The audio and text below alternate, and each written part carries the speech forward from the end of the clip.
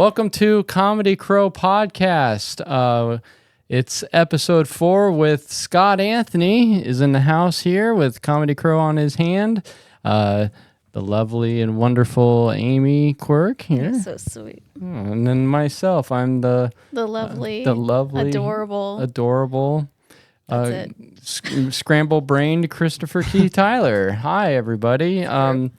And then we brought in this KAWmedy Krow here, a little plush we got from Lush. I was wondering what was missing on our bed. Yeah, that's our KAWmedy Krow. Yeah. He's seen too much. It looks like it.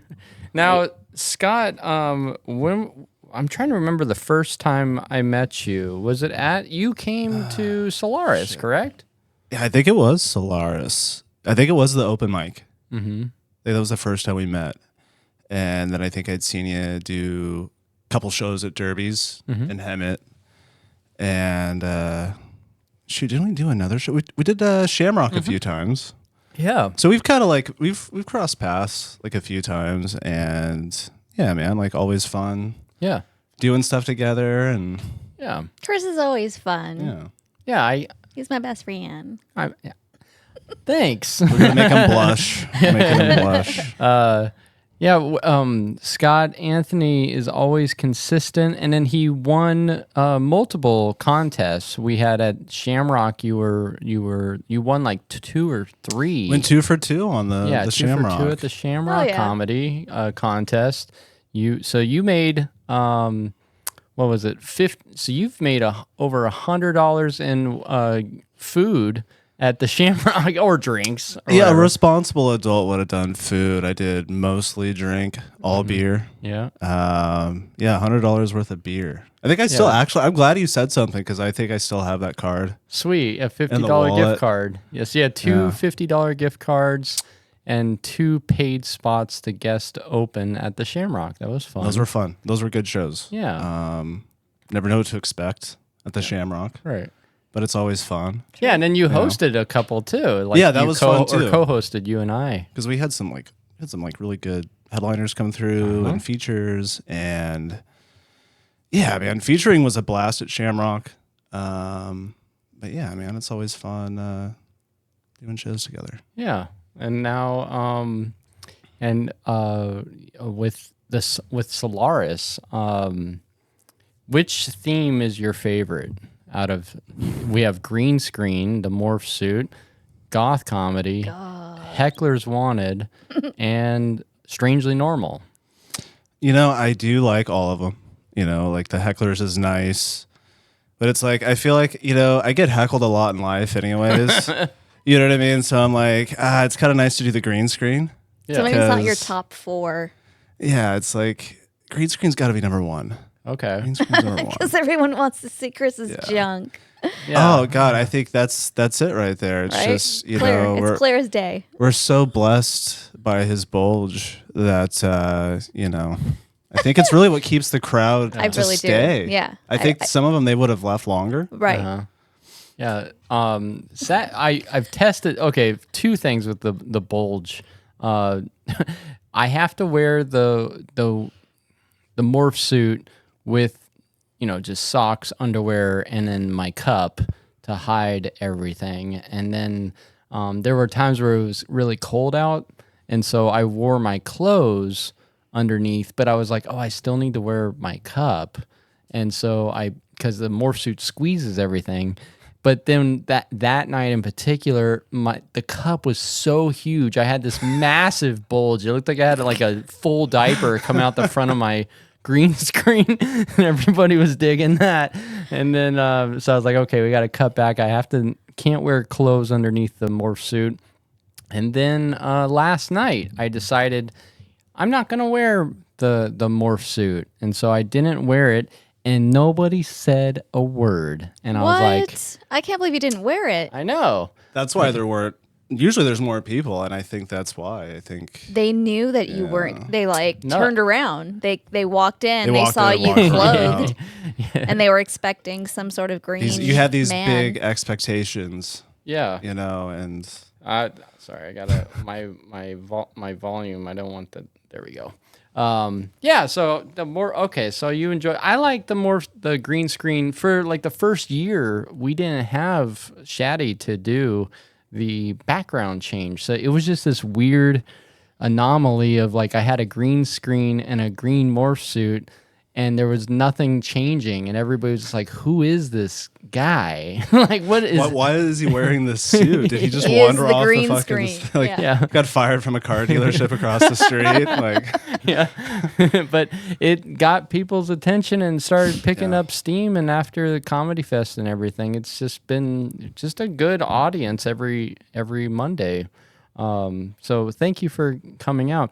When you started doing stand up, how did you? What started your journey? oh man, I think the journey kind of started really young because I was never like clown funny, but I was always like a smart ass or like, how can I make, a statement in class or say something to get a reaction, or like, I always like thought it was funny in class when you would like, teacher would separate you into groups for some presentation you got to come with at the end of class. Everyone's like all scared. That was like, I fucking hated school and I had like shitty grades. So that was like my way to get with the smart kids because they didn't want to talk. Yeah. So then that's kind of how I started. Anytime there was like a presentation, it was a chance to like put in a little humor. Yeah. In the science presentation or whatever. So you kind of, I can imagine you were kind of like the bacteria. And then they were trying to like infiltrate everyone, all the good people. That was it. Oh, you were one of those. There's the brew science coming out of Amy right there. How she relates to everything's an analogy to brewing. That or colors. Yeah. Did you use your did you ever get in detention? A lot. Yeah. I remember one time specifically, I remember getting suspended because I was insinuating that our science teacher, he was this like strict Mormon guy. Yeah. Very, very strict. And he kept just like giving this one kid a hard time because he kept like talking in the back and laughing. So he was like, hey, stop. And so I just was like being a smart ass. I was like, oh, I think he likes you.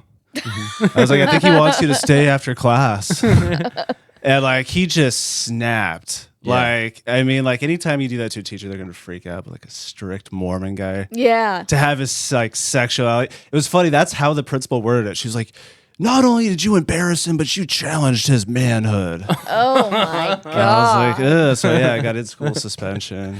I like to imagine that the Mormon teacher was like, could you mention something about my manhood?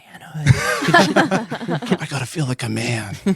Yeah, he was like 5'6" too. So oh no, he had little man syndrome. It really, really hit hard. And then he took off in his Mormon lifted truck. He did. Definitely a big forward. I'm going to the chapel or the temple, right? No, I don't. The White Castle. Actually. Yeah, it's like a White Castle. Or wait, White Castles, is that a Mormon burger You joint? may have discovered a new conspiracy organically right now. All right. He's really good at this. I think we could be honest. I think the castle in the background of the. I mean, now I'm thinking like Harold and Kumar. Totally, immediately. No, So it was one of those things. I always watched, stand-up specials, and I was that generation that Tosh, his first big specials, Dave Chappelle. Killing Them Softly, all that. You know what I mean? So it was like you kind of grew up on all that, and then you start watching. You're watching. I always grew up on SNL. My mom got me into that, my dad, and everything. So, yeah, I was just always surrounded by it and into it, always talking about it. And then once podcasts became a thing, now I'm like consuming that. And it got to the point where I remember like once I started going to shows at the Comedy Store up in LA, I'm like, oh fuck, dude, like I have to do this. And that's when I saw Kill Tony was a thing. And in the main room at the main LA? room wasn't my first. Like I did one or two. I did like a handful of mics in San Diego, and then decided like a crazy person, I'm gonna do Kill Tony with like no experience or That's any what they prepared material at all. Like all these other comics, it took me a while to realize they're taking years of their best material, condensing it down to a minute. I'm going up there and just Winging it. Like, I'm using the #1 podcast in the world as an open mic, basically. Yeah. And yeah, so that was kind of like this terrifying. Like, I survived my first Kill Tony experience. Wait, how many times did you do Kill Tony? I did it twice. The second time was a shit show bomb. Mm-hmm. Like, I had the flu. I wasn't prepared. My first year of comedy was kind of shitty because I like lived out in the sticks. So, dude, I was like hours away from the open mics. Yeah.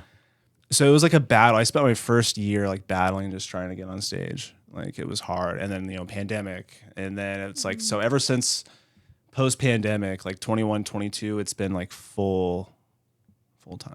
Good. Good for you. That's Wait, amazing. Now, how was the first time you did Kill Tony? First time was great. There was like a mediocre set, but like it was a nice, generous crowd and they laughed. And like Jeremiah Watkins could clearly tell I was nervous as fuck because he kept like patting me on the shoulder. He'd whisper shit to me like behind me. He's like, "It's all good, dude. Just take your time. Nice. Take your time." Because like I'm looking. I watch the show religiously. Yeah. Me and the friends, roommates, we're watching Kill Tony every single Monday, and so it's like shit. Like, you had a moment where you're like, I have to participate in this reality because it didn't feel real. Because you're like looking at Tony. He's talking to you. You see, you're on the main room stage. It's a full crowd. You're like, where the fuck am I right now? Yeah. So that's kind of, my start was kind of weird to comedy. But talk about taking those like really big leaps into uncomfortable territory. Yeah. And I think it's so important in life. Mm-hmm. Yeah, no, I'm not doing that at all. So it made a I'm big kind of a difference. hypocrite. A big difference. I think it kind of definitely probably got me a little bit farther than it would have if I would have just gone to all these like kind of small open mics. Mm-hmm. You know what I mean? And doing Kill Tony was just that kind of thing really got you like, holy shit, like I love this. This is amazing. It's a high for sure. You're tasting blood. Yo, dude, that's exact best way to put it. Yeah. No, it's you should throw yourself into the wolves and put yourself. It makes you like something about like the neurons in your brain and the adrenaline, and like it you start firing on all cylinders, and then you're a different you. There's like this That's how other it felt, you, yeah. right? And then you're just like, I want to be that. Yeah. And it's like this other stage persona is born at that point. Yeah, it's uncomfortable but fun. Yeah, you kind of like, you're like, it's almost like someone kind of pulled the curtain back into being like, this is what you can be doing if you do it right. You put the work in and put your time, and this is what you can do. Sorry, I just thought like, oh man, that's like, I was kind of getting like swimming in your in the visual of your explanation, but I imagine it like just being a completely different reality. Like, we talk about string theory and we talk about like the levels, like everything's happening all at once. And then that is the reality you chose. It's like, boop, boop, boop, I choose this reality in this vending machine. So this is what I'm doing tonight or whatever. But like that's a whole different like perspective, a whole different reality. It's fascinating. Very. It was, that was a fascinating, it was weird. So that was like my first, month of comedy. And then I'm hanging out there too. So we're, hanging around and we're going to roast battles and we're out back smoking. And that's how I got to meet Tony. Tony was great. Yeah. Red Band was great. Very supportive. So it's like a weird experience to start comedy just right off the bat, just kind of like jumping in. But it's been nice last 2 years to just be doing it full time finally. That's great. I got onto like So you're like official full time? Not like, this is what I'm doing for a living full time yet. Okay. Like, I haven't achieved that. Like, that's definitely on the list of goals. But right now it's like I don't have to fight for stage time. I'm in San Diego. I still come up for Solaris and Derbies and Shamrock and all that, but it's nice that like there's, I just had a lot of weird situations, weird friendships, roommates, bad relationships. Like, I'm in a good one now, so it's like, everything's kind of nice right now. So it's like you can kind of just like, fuck, dude, I can finally just do comedy, so I'm excited. Well, I don't know. They say that like the best time to do comedy is at the worst time. That's No, go ahead. Go ahead. I mean, Yeah, that's you what I tell think him. I do. You I get a tell lot him. of the ideas. No, dude, that's when like the good ideas come, I think. The pressure. That's like Pain. when shit's at its worst. Sleeping in your car. Dude, everything you can't eat. You're like, dude, I'm eating a spoonful of peanut butter tonight. Right. Hell Oh, yeah, shit. dude. Yeah. Like, But I don't even have a spoon. fuck. Yeah. No, I yeah, get it. like that's when you have that going on, yeah, that kind of My best art came from pure utter shit depression. oh yeah, 100%. big time. Yeah. And then when you're like, oh, why can't I recreate that when I'm happy? Like it's different. It's a different you. It's a different place and different part of your brain that's firing it.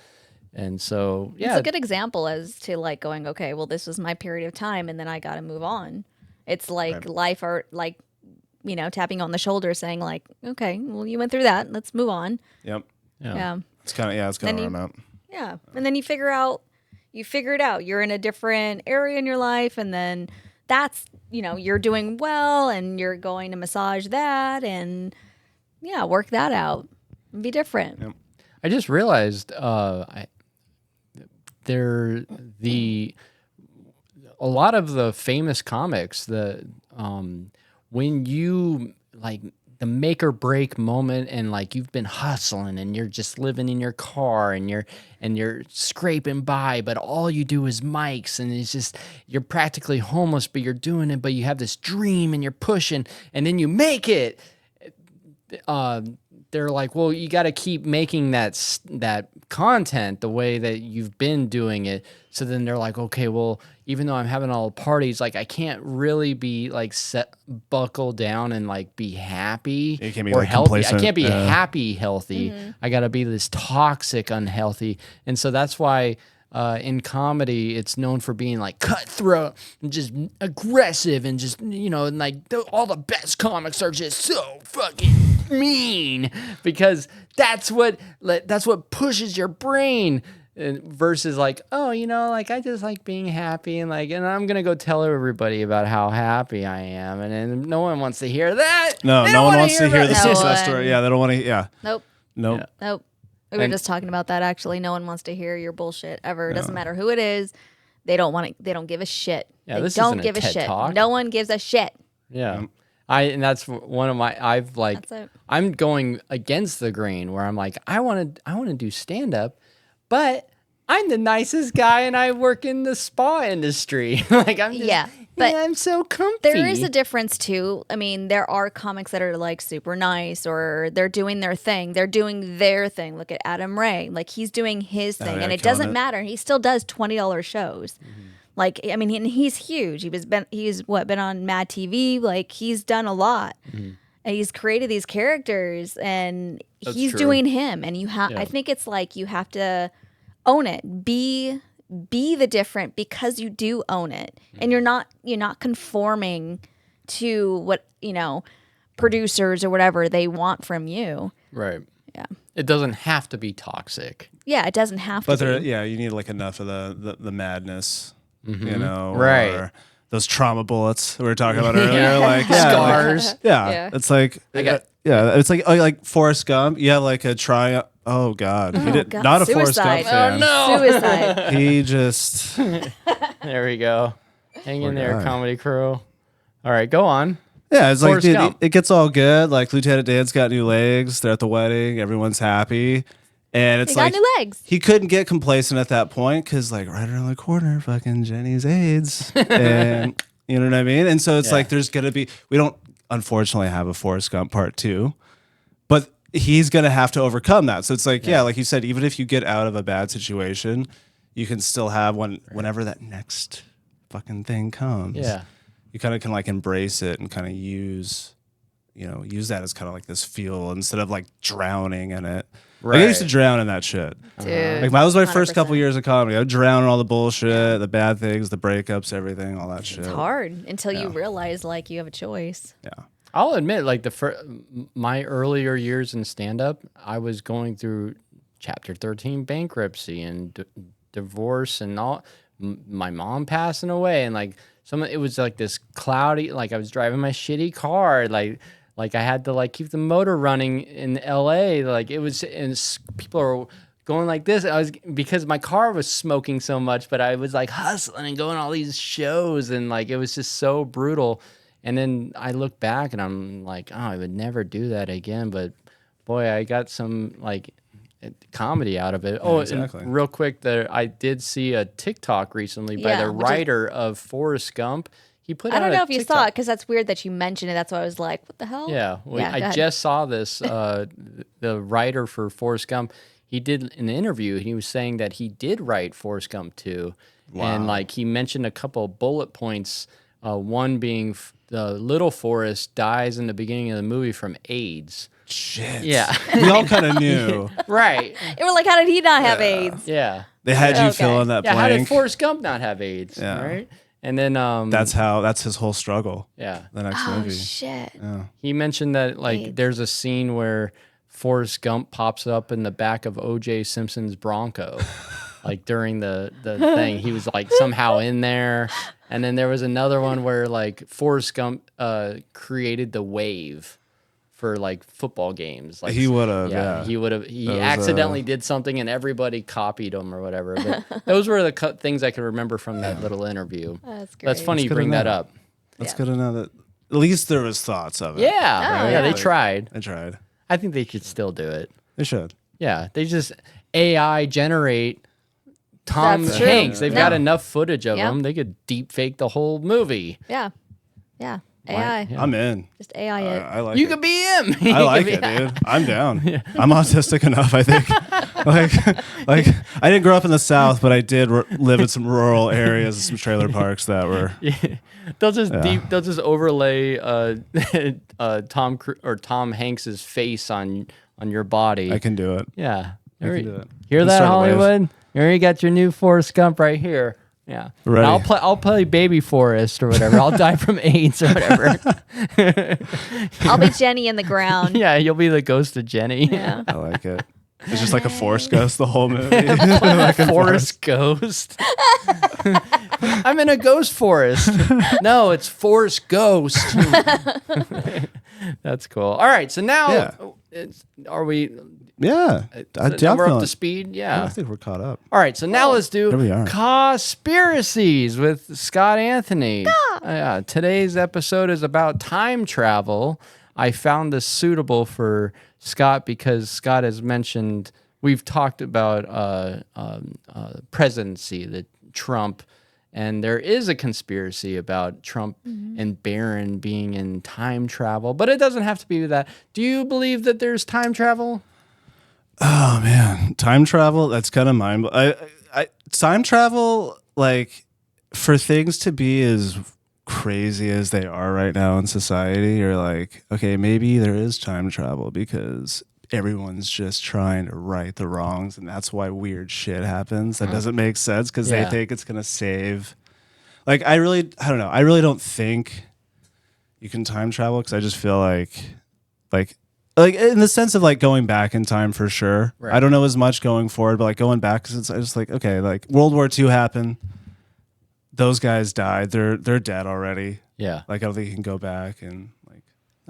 Yeah, they say that you can't go back in time, but you can go forward, which is weird because then how would that work in the past unless like the people who built the pyramids figured out time travel to come here? I don't know. Well, I there's don't, always somewhere in time, and that was based on a book. Doesn't mean that it's true, but That's a I really wonderful like that movie. movie. Yeah, he just manifested himself into the past.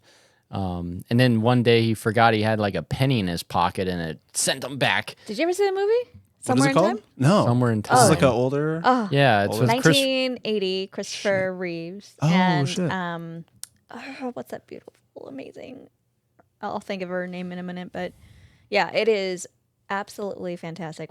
Watch it with your girl. Yeah. Don't watch it with your girl. Just It's a beautiful It's movie. a beautiful movie. Christopher, the music. Is the it Christopher music. Reeves or Reeve? Christopher Reeve? Reeves? Christopher Reeves? It was Reeves before the accident. Oh, jeez. They had to. Well, I'm bringing it up because Christopher Reeves or Reeve, he time travels in Superman when he rewinds time to save Lois from the car that's being buried or whatever. And so then he's in another time travel movie. So and there's a lot of time travel movies. What do you think? Yeah, it's a tough one, but it sort of ties into the whole Mandela effect. Like every time, like Homer Simpson, when he went back in time and he stepped on a blade of grass or a bug and it altered like the other dimensions or whatever, like you can't mess with anything. So I don't know. There's evidence apparently of like Baron Trump. That's what you had mentioned earlier. That yeah. kind of tripped me out. I hadn't heard much about the Baron Trump before. There's like a whole, I don't know if it's called a lore or whatever, but it's Baron Trump. There's evidence of like a book with Baron, and he's talking about like either time travel or something, but like, and his dad is like somebody of power, but like all these, there's a whole bunch of people who are like, Baron Trump is from the past and he time traveled and Trump's like time traveling. And so I started thinking about it. I'm like, dude, what if there's like multiple Trumps? That's why he has to wear all these makeup, because he's like, there's all these different Trumps from different timelines. And that's why his stories never mishmash, because there was like this, the Jeffrey Epstein party Trump, but then there's the Hollywood Trump, and then there's the other Trump, and there's the bully Trump, but then there's the nice Trump, and there's the pillow talk Trump, and there's all these different Trumps. That makes sense. Nice Trump? That's weird. Well, nice to his followers. He looks less bloated right now. That's true. There's all these different Trumps. It reminds me. Have you seen the movie Moon? Oh, that's so good. I haven't. Oh my god. Sam Rockwell. My favorite Sam Rockwell. Shit, I don't want to spoiler alert, but it's about clones. And so yeah, sorry. I mean, you had like 20 years to see this movie. Yeah, so it's beyond spoiler alert. You know. I feel like I've offended everybody by Everybody's ruining that. only me. Yeah. It's but in the movie it sort of ties into this that like maybe Trump, remember there's that ramp where Trump remembers, he's like, I ran down that ramp, but then there's Trump saying like, or there's footage of him like struggling. That's adorable, thinking that Trump isn't a liar though. That's the theory I'm making up, that maybe he's telling the truth because there's so many different Trumps. There's like Trump that was like cool with black people and liked Mike Tyson and all that. Now there's like racist Trump. That's mostly Trump, but and then there's all these people that are like, Biden's a clone too. We're not going to leave everybody out. Yeah, Biden has like masks. And Rogan's Rogan also. Yeah, Biden's got, because his ear doesn't match the other ear, and all the other, there's all this. Is Biden a time traveler, or is he just a clone? I think that's why there's so many classified document cases, because they're just coming back in a time like different. Right. They're grabbing shit and just taking it back to other time periods. I think you're onto something, because there's a movie about time travel where they're in a storage unit. It's called Primer. Okay. Primer was a movie that takes place in a storage unit, and it's the most realistic time travel movie. Yeah, it was pretty trippy. But like, that's why Trump was time traveling in his bathroom, and Biden, he's time traveling in his garage. Oh yeah. Yeah. Like Biden's thoughts are classified documents, if we can be honest. Yeah. Like he has no idea where they are or what they mean. And like they could be anywhere. Like clones, as they're being redone, they're like malfunctioning, and so like both Trump and Biden are malfunctioning a right lot. now. They malfunction a lot. Yeah. Yeah. I think we're onto something here. I think they're time travelers. Damn. Or not. I don't know. But oh my god, maybe okay, so you know how all like Tesla has their Tesla bot and et cetera, and it's getting really big, where these bots are there to help you right in your home. And like, what if they're from, just saying, this is so hypothetical, what if they're from the future, because they're like Terminator, right? They're flesh, but like they've been sent from another time period. Right. This is like Terminator shit. And then like, so they're the future, and they're trying to help or fulfill their I don't know, their job that they're supposed to do, right? For this time period. Just like Terminator. So who's our John Connor? That's the question. Who's our John Connor? Which Terminator are we trying to stop? Shit. Is it Trump or is it Biden? That's the Trumpinator. Who's The Trumpinator. I'm still stuck on Terminator shit. I'm just picturing like a Terminator dumping out a bunch of, or it's like a spit valve out its ass. Like Oh my God. Trumpinator. Oh, Jesus. Which is a Trump, but it's also a trumpet, and it's a robot that shits out its ass spit. And almost molested Christopher when he was younger. Yeah, there you go. Yeah, the full circle. This is how we do it. Yeah. If you could go back in time, if we could have a time travel machine right now, what would you do with it? Time travel. What do we do? I know everyone's first response is usually, I'd go kill Hitler. Right, that's like the number one. Like, I don't want to kill anybody because, like, then you kill them and it's like, then what?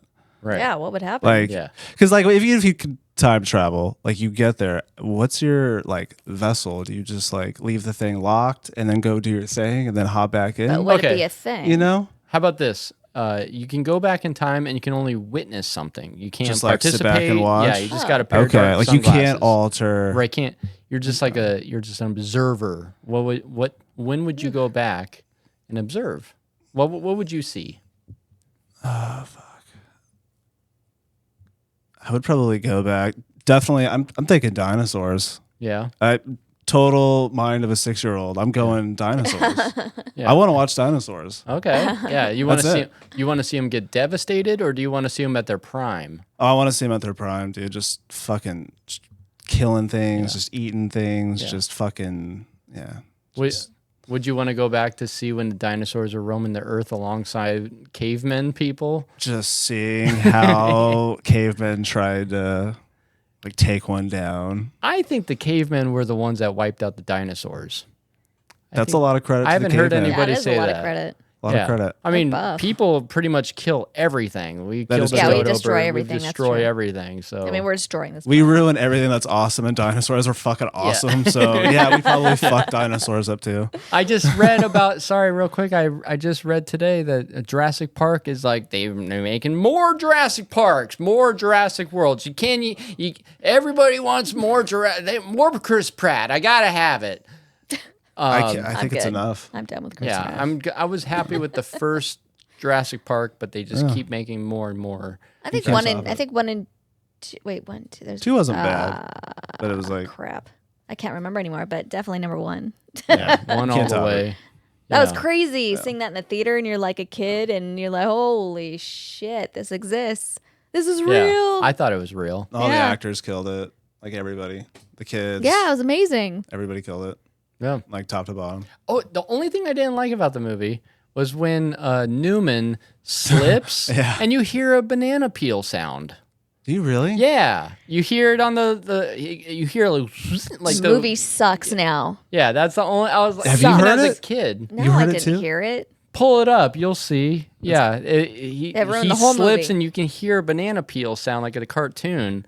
And I did not like that. Even as a child, I was like, "What, dude?" You like listen closer, you just hear like Seinfeld go like Newman. Oh man, he made him Yeah. fall. Hello, Jerry. That'd be a great conspiracy theory. Like that's why Newman failed.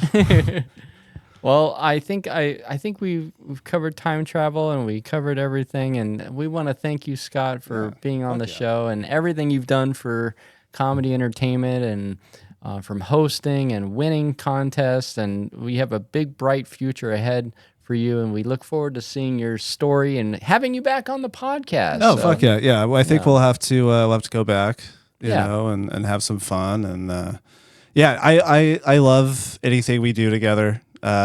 Hosting, you know, doing competitions, anything, green screen, podcasts. Like, yeah, I feel like you guys are just kind of getting started. So Yeah, that'd be great. we're in like year 2 of Oh, yeah. comedy entertainment. Yeah. technically. So we've got a long ways to go. Yeah. Big plans up ahead, but it's gonna be fun.